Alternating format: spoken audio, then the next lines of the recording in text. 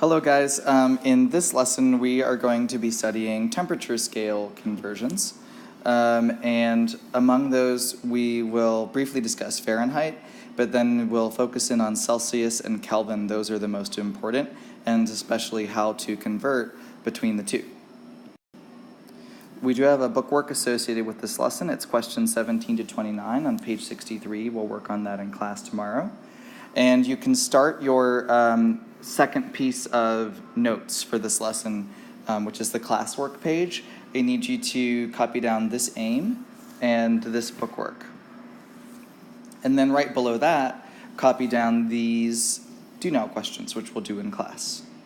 You could just do a very simple sketch for the diagram here. Okay, so Fahrenheit is a temperature scale that Americans still use, but most of the world doesn't at this point. You probably know that on the Fahrenheit scale, the boiling point is 212 degrees Fahrenheit. And water freezes at 32 degrees Fahrenheit. The room temperature right now is probably about 72 degrees Fahrenheit. I would just like to point out right now that there must be something simpler. And that's what Celsius is. Celsius relies on something called fixed points or set points. You just need to have two of them to make a really good temperature scale. And that's what is wrong with Fahrenheit, is that when it was created, it didn't have any fixed points, so it didn't make sense as a temperature scale. Celsius has two fixed points though, and it's the freezing point of water and the boiling point of water. And we know that water freezes at 0 Celsius and it boils at 100 Celsius. So all they had to do with these two fixed points is divide it into 100 equal degrees, and then you have the beginning of a temperature scale. So ice is not the coldest substance on Earth, and things can get a lot colder than 0 Celsius. Because the molecules of water, even when they're at 0 Celsius, are still vibrating. So they still have some kinetic energy.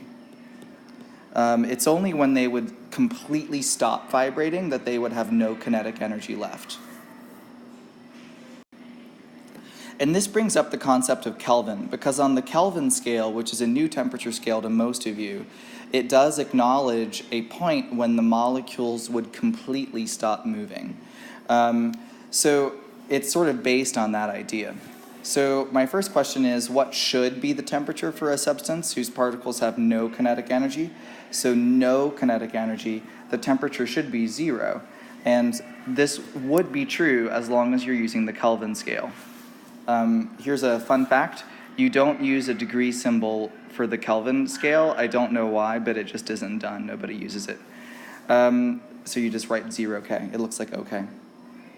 But in any case, Kelvin and Celsius are similar and different. Absolute 0 on the Kelvin scale, that's the point when there's no energy left, is 0 Kelvin. And the freezing point of water would be 273 degrees above that, so 273 K. And the boiling point would be 100 degrees above that, so 373 K. And for Celsius, the absolute 0 is going to be negative 273. I'm just sort of grabbing that from this thermometer graphic down here. And the freezing point of water is 0 Celsius, and the boiling point is 100. One thing I'd like to point out right now is that the difference between freezing and boiling on the Kelvin scale is 100 degrees.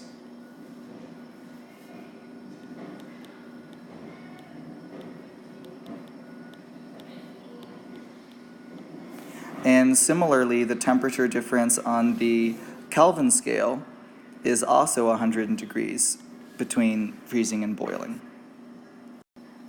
So I've gone ahead and answered this question down here. How many degrees separate the freezing and boiling points? It's going to be 100 in both cases, which means that the actual size of a Kelvin degree, when you're just looking at 1 degree, the size is the same. This will come up on quizzes and tests, so make sure you have this understood and memorized, that the degrees are the same size even if they're different numbers. All right, Kelvin conversions. This is on your reference table, by the way. It's on table T. This R right here is my symbol for reference table. And it says K is degrees Celsius plus 273. So basically, if you're trying to find out a Kelvin temperature, then use Celsius and add 273. So here we know what to fill in, C plus 273. As an example, what Kelvin temperature is equal to 35? The way you would do that is you would just say K is 35 plus 273, and you would get 308 Kelvin. And it's 308 Kelvin. Now similarly, we could use a little bit of algebra to transform this equation into one that solves for Celsius instead of Kelvin. You would just need to subtract 273 on both sides, and you would get that degrees Celsius is Kelvin minus 273. And to put it to use, I would ask what Celsius temperature is equal to 298. So the degrees Celsius is going to be equal to 298 Kelvin minus 273, which equals 25 degrees Celsius. We did it in record time. We've reached the pair up, so copy down this table, but do not fill it in. We'll do that in class tomorrow. And copy down this summary, which we will also use in class tomorrow. Thanks for listening.